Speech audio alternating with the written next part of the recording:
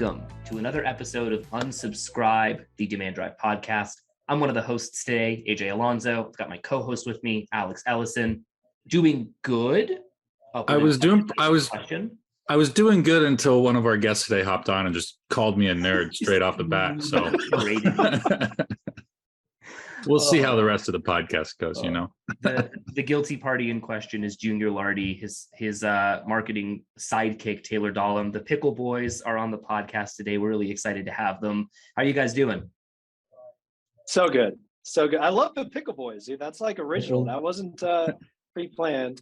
And Alex, apologies. I'm a nerd as well, but in the moment, it felt appropriate. Hey, when you start so low, we can only go up from here, Alex. That's true. That's a good point. Stay optimistic. Yeah.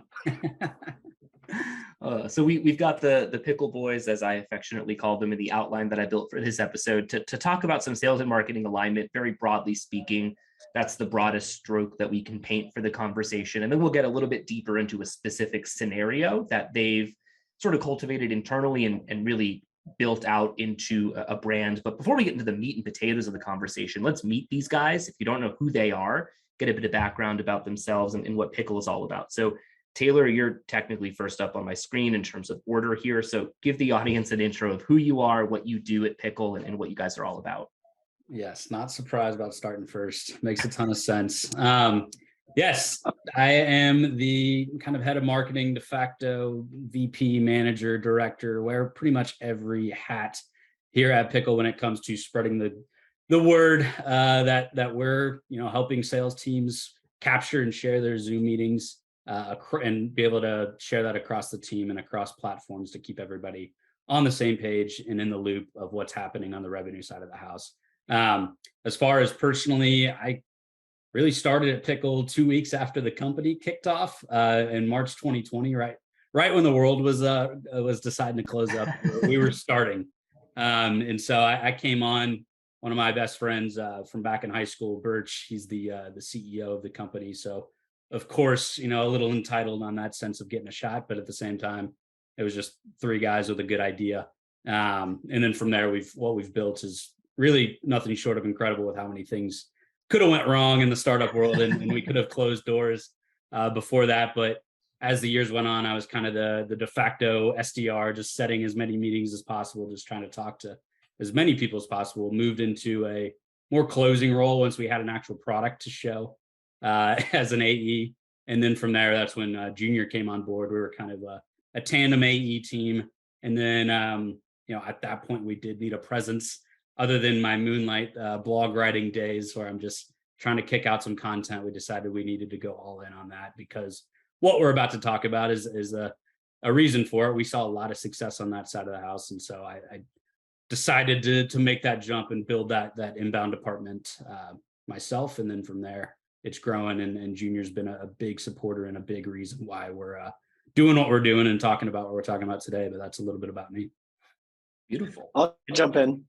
Junior Lartey, right? I'm the account executive here at Pickle. Me and Taylor were co-selling for a little while. Then he jumped to marketing. Now I'm the only seller. It's been a great experience. He is the brain behind the content, the machine, right? Everything that we're pushing out. And then he's like, hey, we need someone to stand in front of the camera and essentially make yourself look dumb sometimes, which is what I do. So Taylor's the brain, I'm just the face, and together I feel like we make a pretty decent team here. So anyways, we're excited to talk about some content, some sales stuff, some marketing stuff, and how to merge it. Love it. The reason that I wanted to bring both of you on, not just because obviously with sales and marketing alignment being as difficult as it is at a lot of organizations, like you two in sales and in marketing, work probably a lot more closely together than a lot of people do at any other organization. Teams are typically siloed. They only talk once a week, if that, even though they have the same goals, right? You're all working towards building revenue for the company. So it's like, I'm doing my thing over here, you're doing your thing over there. Maybe we'll meet at some point and have some type of shared success, but it's really working sort of apart from one another towards the same thing. You, Junior, had an opportunity to, and this is sort of the meat of the conversation, you built a pure prospecting campaign that you were using to success on the sales side of things. and had the opportunity to sort of bring marketing in and help you amplify and sort of optimize that. And I think that it's a really good example of how sales and marketing can work together towards the same goal on the same thing and be really well aligned. So that's what I want to focus the conversation on. And I really want to lay the groundwork by asking, like, what is peer prospecting? Kind of give the audience an overview of like what the heck we're going to talk about before we get into the nitty gritty of alignment and sort of how you've worked with Taylor on it. Yes, peer prospecting is when you as an account executive prospect someone who is your similar level or another account executive. That would be like the sales comparison. But ultimately, it's getting to your end users and using them as a way to get an introduction or, you know, open a conversation to the ultimate decision makers, committee, whoever it may be. So for me, that's account executive to an account executive, you helping, you know, start a conversation there, and then taking that conversation to the VP of sales, who is ultimately, you know, the decision maker. So that's what it looks like. It's when you're prospecting someone that you would also consider a peer. So building up that like champion, getting some internal socialization of, in your case, Pickle, through that mouth is the weird word that I'm going to use, but like that individual person's mouth, so they can spread it to the rest of the organization, not just amongst your peers, but ideally, you know, higher up to decision makers. Yeah, and it works really well too, especially when you go after, you know, someone with the title of like enterprise account executive or founding account executive, right? Like, or someone who's just been there for 4 years. Like, okay, if I can have a conversation with this person, they pretty much know the flow, they know the tech stack, they can get me a lot of data and information, which I can then snowball into a conversation with the more of like the leadership. And sometimes those roles, you know, quite technically are part of a conversation like that anyways. So some avenues to play with, as you know, with who specifically to target among your peers. Yeah, they probably hold a little bit more clout too than like if they've been there for 4 years, what they say holds weight versus like an account executive who maybe just ramped up 7 weeks ago. You reach out to them and it's like, what do you don't know really how we work yet here. You don't know what we're doing. To the point where you can start recommending technology. So I like, because you can slice and dice that role in tons of different ways: enterprise account executive, account manager, founding account executive. Never heard of that before, but I know they're out there because you said it. Interesting that you can kind of like target different responsibilities within the same role to accomplish the same thing. Totally. I'm curious, and I think you're going to kind of jump into it now, but like, how did you start it? Why did you take that approach as the AE at Pickle? How did you determine that was a good avenue for you to start having those internal conversations, to start building up that awareness within your accounts? Yeah. So I'm the only account executive, which means everyone out there that is, you know, a VP of sales at a company, that's like my target. I can go after them. I don't have to worry about someone else from Pickle prospecting into them and then there being like some weird friction. So I was like, I need to cast a much wider net. Like I need to, one, find out the data and the information about these companies. Like, what does their tech stack look like? And that was one big piece that, you know, like cold calling, you just never know. Like, you have no idea what tech they're going to use. People aren't always posting, hey, here's my tech stack. When they do, it's great because then you can insert yourself. So it was like, okay, I got to find out a way to get data information. If I can have a conversation with these people and then use that in my prospecting or get a direct introduction, right? So it was like those three things: data, introduction, or like being able to use it as an avenue of information to prospect to the VP of sales. And it was literally like a Thursday afternoon. Sitting there, I'm thinking, I want to prospect to people of my same level because I myself here at Pickle have influence. I'm like, there's tons of other account executives like me who, if I emailed, they would probably give me some information back. So I built out this cadence, and then I turned to Taylor and I was like, hey, I've got this idea. He writes a ton of content. He's a fantastic writer. So I'd written it and I was like, help me trim this down. So one, it's not like crazy long. Two, it's more pointed and like gets to what we're trying to say. And then I was like, I also want to do some memory stuff. And I needed help doing that as well. And insert Taylor, who came in with quite the splash on like the structure and organization of the content. Yeah, that's awesome. And I think you talk about it like it's, oh, I just brought in my guy Taylor, like it's easy to work together. But I think it is important to note, like sales and marketing alignment like that isn't always just easy. You can't always just like slide him a message, have him fix it the next day and send it back, right? Did you have any like snags along the way bringing him in? Were you like, I'd like you to do this? And he was like, well, this is better. Like, what were those conversations like to create the best messaging possible between the two of you working together? Stop laughing, Taylor. I was going to say, I he was see actually Taylor's like laughing to himself silently. Like, this is a video, right? Everyone can see you do that. I'm hoping we don't do gallery. He was in the office. Speaker view only. He was in the office when this happened, which makes it really nice. Usually he's remote. So I was like working on this and I walked over to his desk with my computer. And I think like, if you're in office, take advantage of that. No marketing person is going to be like, hey, you can't come into my office. Like, hey, don't approach my desk.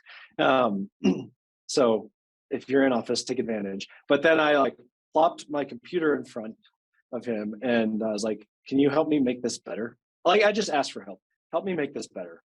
Taylor, give some insights because you probably looked at it and you're like, all right, dude, I need help. If you're ever bringing a meme idea, like I stop everything. That takes priority one. That's in the company manifesto. Memery is top. But in all seriousness, like Junior and I have developed a very unique rapport. It sounds like from a lot of probably conversations you've had, in the sense that we're both going through. We both started at the same place, and now we're both building our own individual kind of departments. And so we see that as an opportunity. We've got the same goals. I mean, if we don't do what's necessary or stop and make time for each other, Pickle's not going to be successful, or at least hit the level that it needs to hit. And so I think we both take that seriously, but try to put on, what we have found as a successful personality of how do we add humor? How do we add a flair to everything? And so it sounds ridiculous, and probably a lot of Fortune 500 companies would frown on it, but it's like, I see an email opportunity that Junior's whipping up is like, why don't we make it? How can we make it silly, more approachable, cut through the noise there? And especially we happen to be, a champion of the account executive experience, the full cycle seller experience. And him and I both enjoy the emails that cut through the noise, which are the ones that try to approach something with humor, or try to approach something that, yeah, we might have a problem, but more or less, how do we build a relationship first? And so any way we can disarm that a little bit. And a meme was what happened here, which I think Junior, tell me if I'm wrong, but the first one was the Spider-Men pointing at each other. And from there, it's like AE to AE. After that, the writing was way easier once you had an image to go along with it. And you guys can probably agree, like once you have that story, that premise, where you're coming from, everything else comes easy. So that was the goal of the original campaign, more or less, was just, hey, you're an AE, I'm an AE, we have the same problems, but how do I take that and communicate it in the most effective way possible, which nothing communicates quite like a well-designed meme.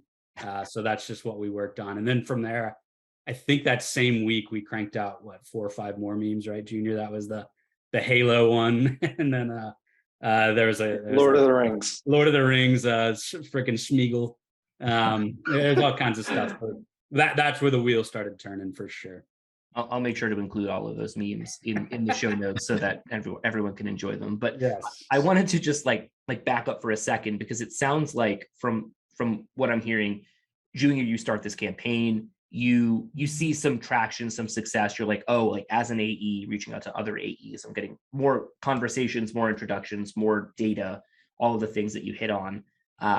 How can I scale this out? You're thinking, how can I take this and teach other people how to do it? Maybe for your own personal brand, for Pickle's brand. And then B, how can I make this more of like a focal point for what we do, tailored to your point of helping the account executive, the full cycle seller's experience. So you kind of went to Taylor with this idea, this like what it sounds like kind of rough-ish blog post, long form piece of content idea of how to promote that.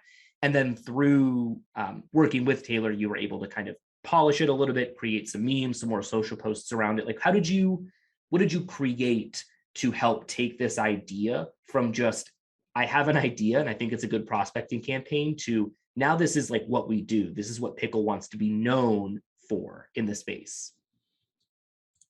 Taylor, do you want to tackle that? I've got some ideas, but if you want to go first, you can. How I mean, chivalrous. I think a lot of it, and this might, just for context, like a lot of what Junior and I create, a lot of times we don't test it. We just think of an idea and we just make it, having no idea if it's going to work. I mean, how the How Ideal podcast was what, like an evening of him and I texting back and forth, and then the next day I had an image for the logo, and then we recorded our first episode, put it out, and we're like, people like it, we'll do it. That's right. It's that easy, folks.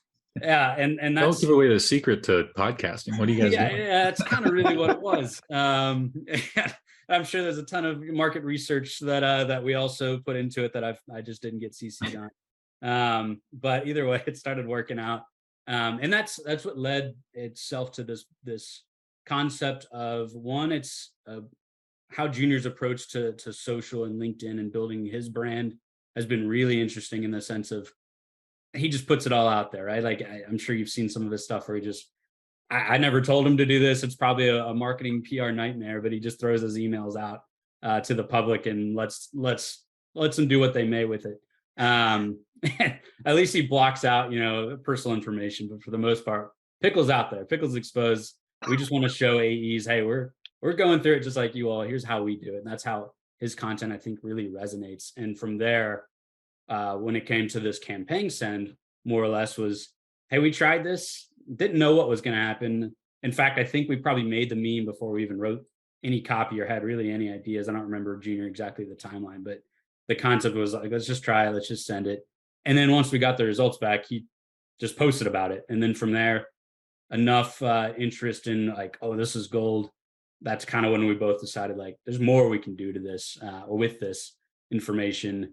And then from there, and we can kind of get into it, but how him and I work together is I as far as blog posts and concepts, and maybe a test balloon he sends out on LinkedIn posts, like we'll get ideas churning and feedback. And then from there, I'll do a lot of the outlining, the keyword research, the boring stuff that you hear about marketers complain about. Like I'll do that because I do enjoy that. And that's a part of like, how do we make it successful? But I give him an outline and I'm just like, go fill it out. Like just go write. And then from there, he usually comes back with a bunch of massive paragraphs that are non sequitur and things that just a manifesto from a crazy man writing overnight. But from there, I take it and kind of like a director in a film, he shoots it all, and then from there I'm like, all right, let me edit it, make it an actual narrative, and then add some funny stuff to it and kick it out. So that's kind of been very much the give and take. And Junior, obviously, add your side of the story. Defend yourself. Thanks. Yes, thanks for throwing me under the bus. But usually they are written at night. I mean, I think that's what Edgar Allan Poe did, so that's what I'm gonna do. Anyways, so like specific to peer prospecting, before the cadence actually went out, that's when I went to Taylor to optimize the text, right? The copy. So wrote some rough drafts, brought it to Taylor. We optimized it. I used my simple tools to pull a list of like 1,000 account executives over, I don't know, that was probably like 300 different companies. Right? Like I'm like sending it to 6 AEs at one company. Like they may get pissed about that. It may hurt my deliverability. I don't know. Then we just fire away. And the response we got, I was like, okay, I'm immediately overwhelmed. Like I'm laying on the ground with my feet on the couch, overwhelmed, cannot respond. But the like train reaction was Taylor was like, okay, we can write a really good blog post about how to create a campaign like this. So that was the first, like the next step from like the big brain content piece was, let's teach other people how to write this campaign. And then additionally from there, what we found from all the responses was account executives are giving away information freely. Like maybe their VP of sales are like, you're giving away too much information, right? Like some people knew contract dates, some people knew, I mean, everyone knows like the competitor information, but then they're giving away emails and names and phone numbers. So I'm like, great, I'm using that. I'm syncing it to the CRM, tons of enrichment.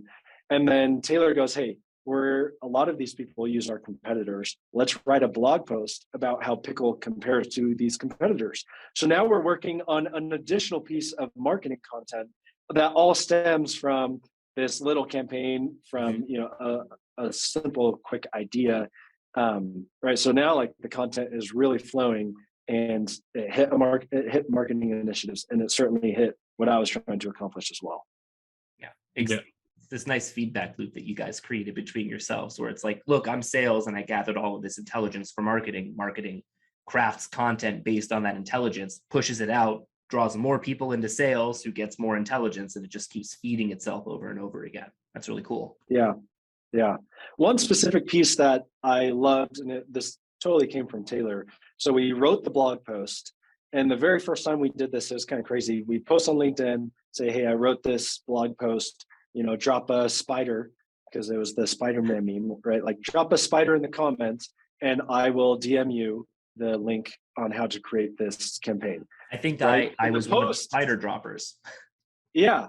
So the post was like, here's all the responses, right? Like an insane amount of opens, an insane response rate.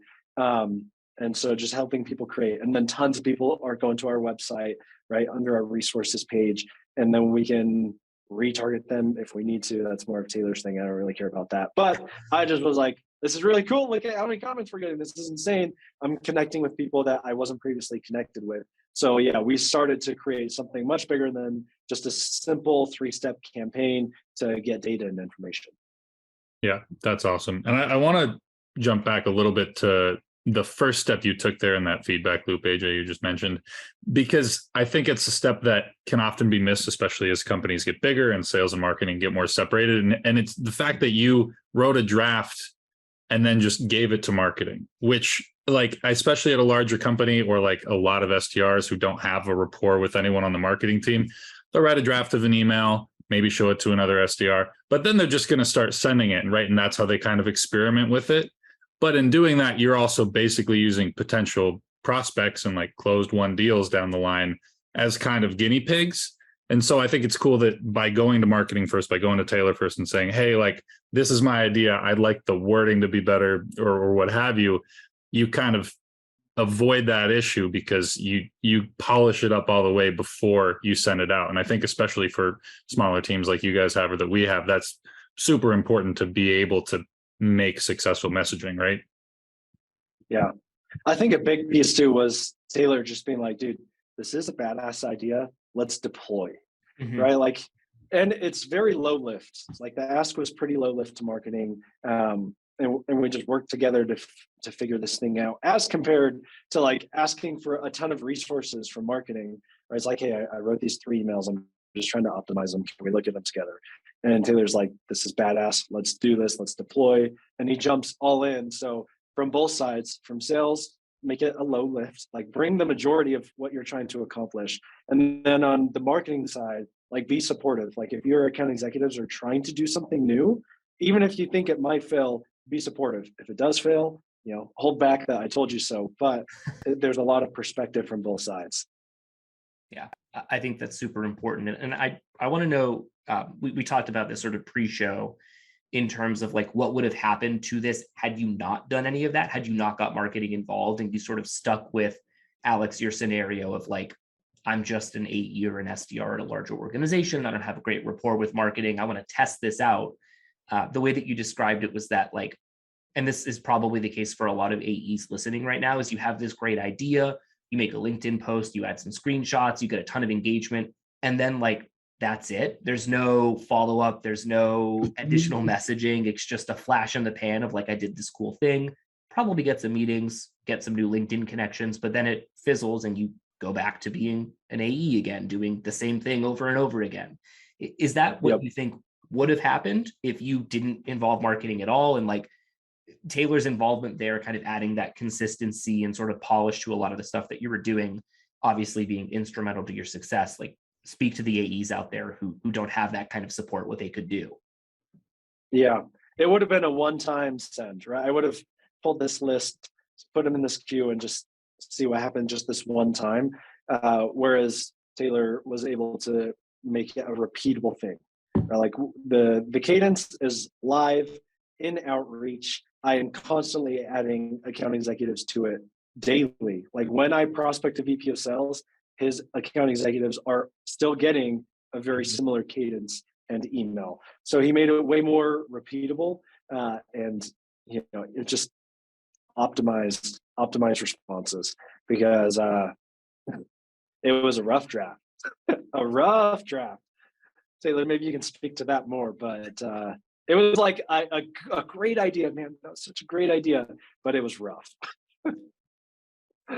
Yeah, it definitely, I don't know. Like when you brought it to me, it like you said, it's a great idea. It's unique. It's not something I had seen before or heard about, especially as a sales rep myself. And I think too, what really helped was this idea that one, we do take the position of being the champions of AEs, and we just so happen to want to sell to AEs and talk to AEs. So how do we build that relationship? How do we make it better?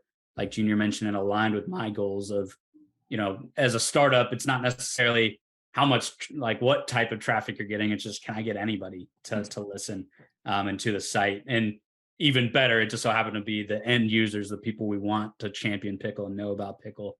And now Junior and myself, we've kind of become synonymous with, we're the AE guys. We're trying to help in any way we can. And then, it just so happens if you're interested, here's how we can help you as a company as well. And that's, I think, what we have found has been a reason to keep doing this. Because hell, the idea still could have died after I wrote a blog post and did no promotion, or we did no distribution about it. Like, even if we went to those lengths, it still probably could have fell flat and landed on its face. But the idea of, people want this, people ask for this.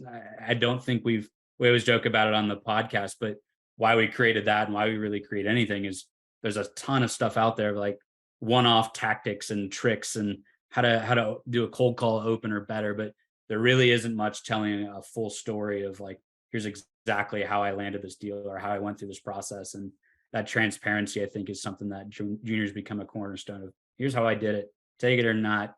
Here's the screenshot receipts of what happened. And I think we've found something that ultimately is kind of the gift that keeps on giving in terms of his audience, as well as helps me in my job every day. Like, what do people care about? It makes it a lot easier. I love that. Show me the receipts, right? Like, I got them right here, buddy. I've got 8 email screenshots of people saying, I love this message. Here's how many F-offs I've gotten this morning, Yeah. Like it's a bit of, pulling back the curtain. Like, it's know your brand, know your audience. Like, if you're AEs talking to other AEs, you don't only want to talk about the fun part of being an AE, the successes, like reality of the situation. We've talked about it a bunch. You get no's 95% of the time. If you don't highlight any of that 95%, you're missing out, A, on a ton of learning opportunities, and B, in your guys' case, a ton of content opportunities. Like, if you're really pulling the curtain back on what it's like to be an AE and how you can help other AEs, ignoring 95% of that pie that's just too big of that's not even a slice.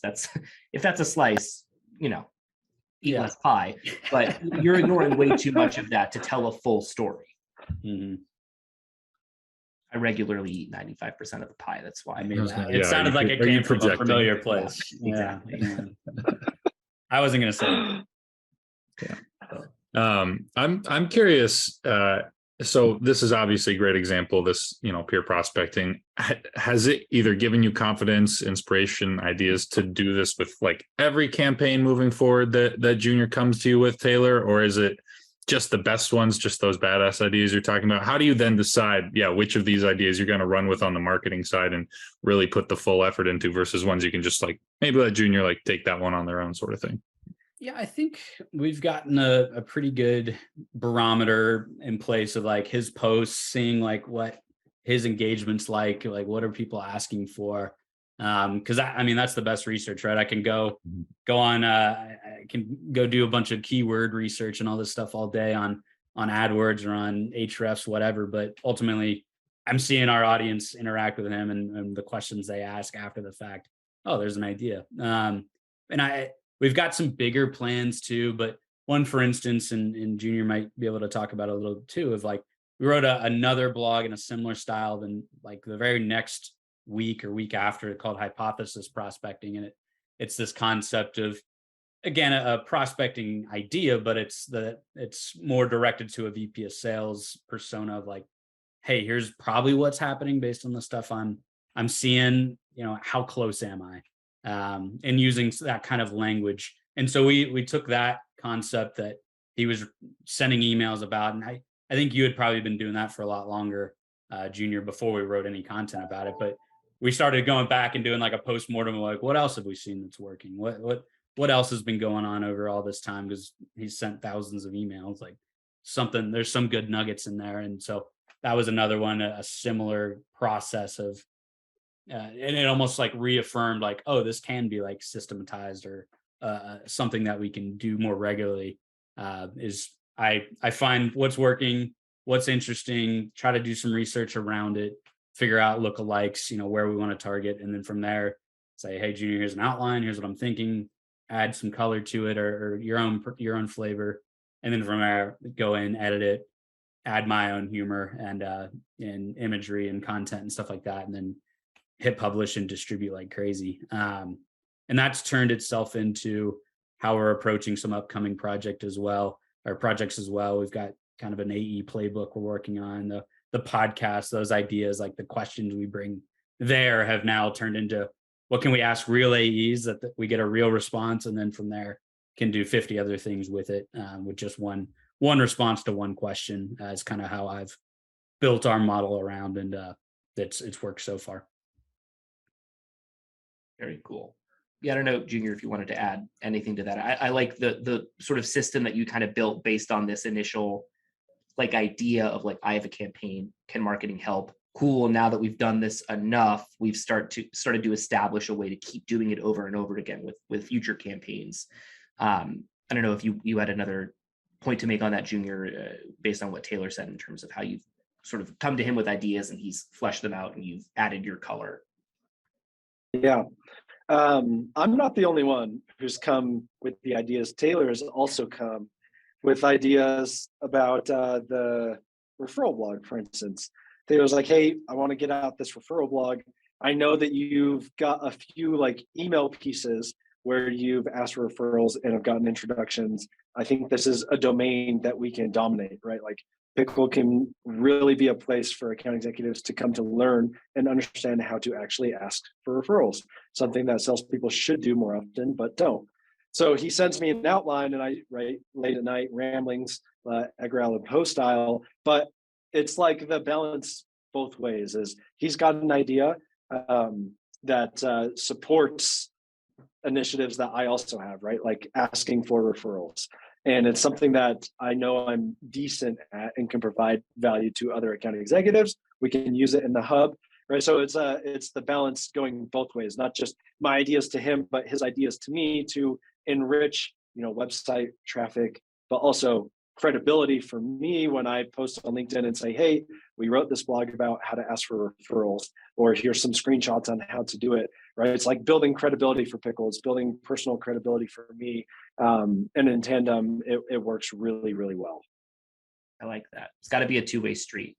I think that might be one of the bigger missed parts of alignment is that sales always thinks it's marketing not meeting them halfway, and marketing always thinks it's sales not meeting them halfway.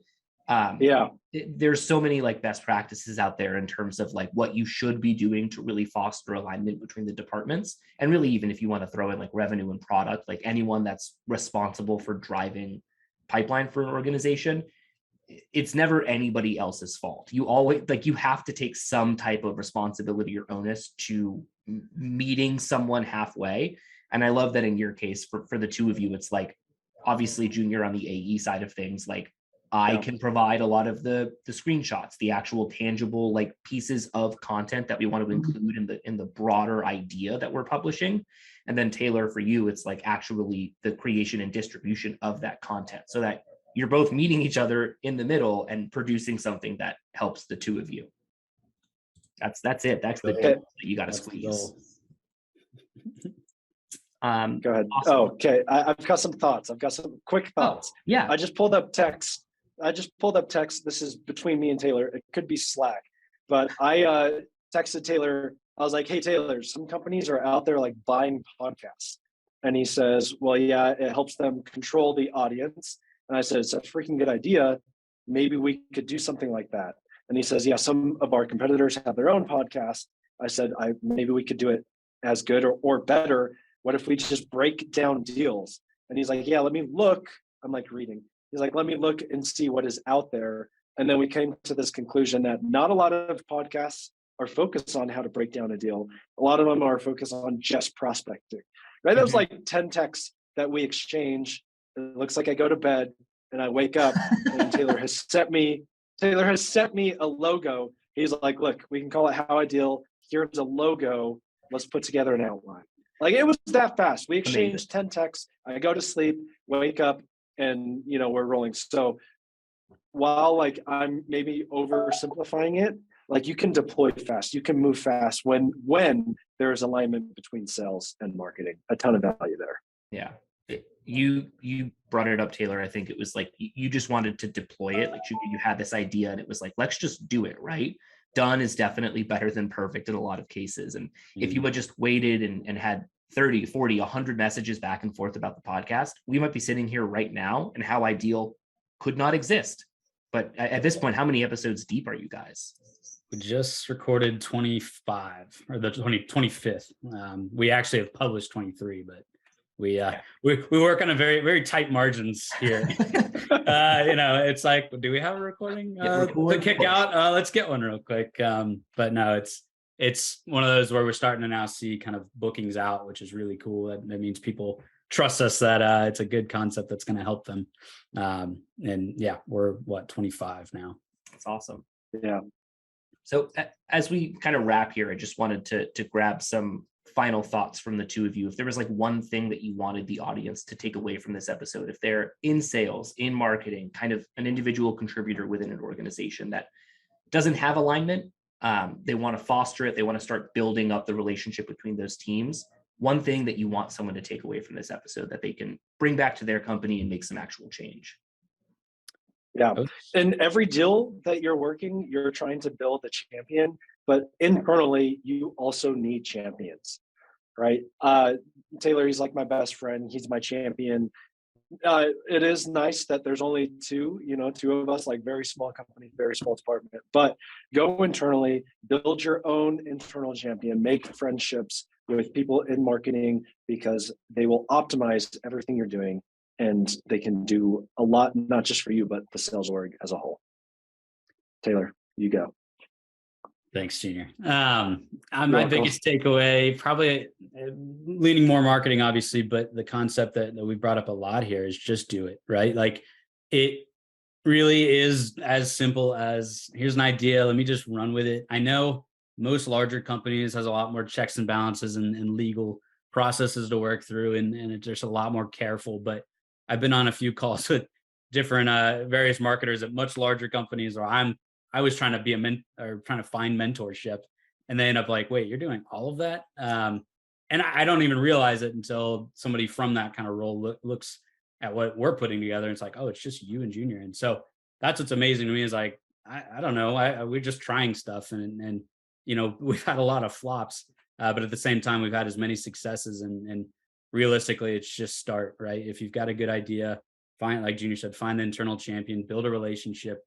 I don't know what, maybe it's my sales background that I'm not afraid to dig in with sales. And I've never really understood the misalignment piece, but maybe I'm privileged in the sense of coming from that world. But when I talk to most marketers, it does seem like a real, almost like a fear of like, they're a totally different culture, a totally different like species almost in some organizations. And it's like, it just, to me, it really comes down to maybe the sales guy into me of like, how do I just build trust, build a relationship?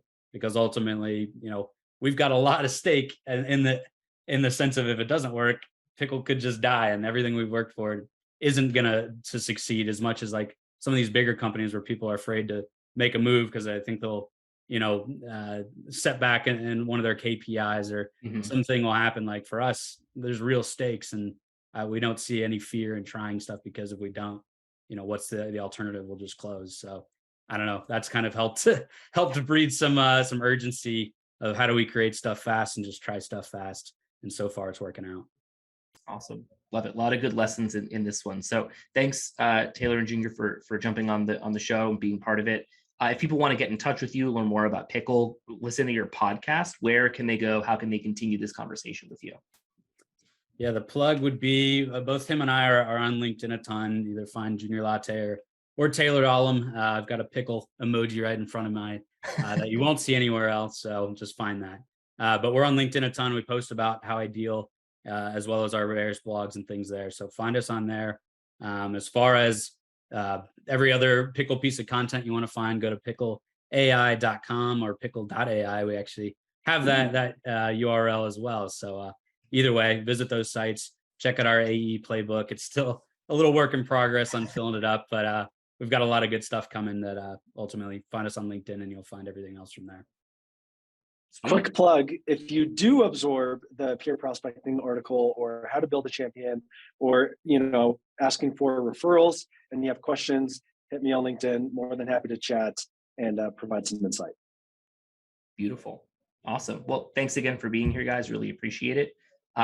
Remember to subscribe to unsubscribe, get more podcast tips and tricks in your inbox about sales dev and anything in the sales realm. And thanks again for being here. Really appreciate it, guys. Thanks guys. You bet.